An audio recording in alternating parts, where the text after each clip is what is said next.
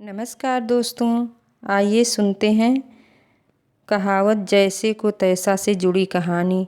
एक जंगल में एक गधा और एक सियार रहते थे। दोनों प्रिय मित्र थे। एक दिन गधे को बहुत तेज भूख लगी। तब वह सियार से बोला कि दोस्त, कहीं हरा चारा नहीं है, मुझे बहुत भूख लगी है।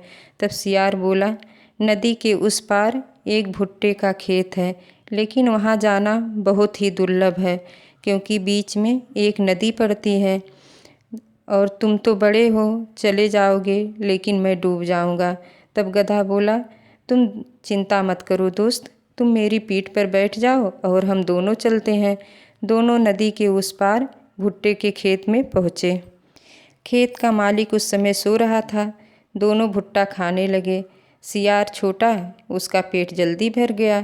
तब वह बोला, दोस्त, मेरा चिल्लाने का मन कर रहा। तब गधा बोला, नहीं दोस्त, अभी मेरा पेट नहीं भरा है।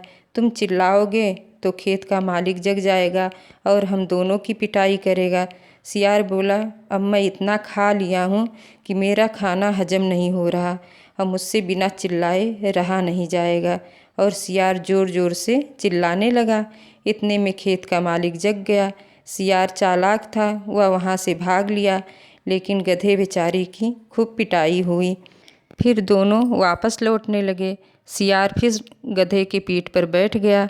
जब गधा नदी के बीच धारा में आया, तब गधा बोला, दोस्त, मुझे लौटने का मन कर रहा। तब सियार बोला, नहीं नहीं, ऐसा मत करना, अगर तुम लौटोगे तो मैं डूब जाऊंगा। गधा बोला, मेरे पीठ में बहुत खुजली हो रही, अब मुझसे रहा नहीं जा रहा, मैं तो लौटूंगा ही। सियार बोला, नहीं भाई, ऐसा मत करो, चलो किनारे पे लौट लेना। गधा कहा, मैं किनारे तक जा ही नहीं पाऊंगा, मुझे बहुत खुजली हो रही है। और गधा वहीं लौटने लगा। तब सियार डूबने लगा।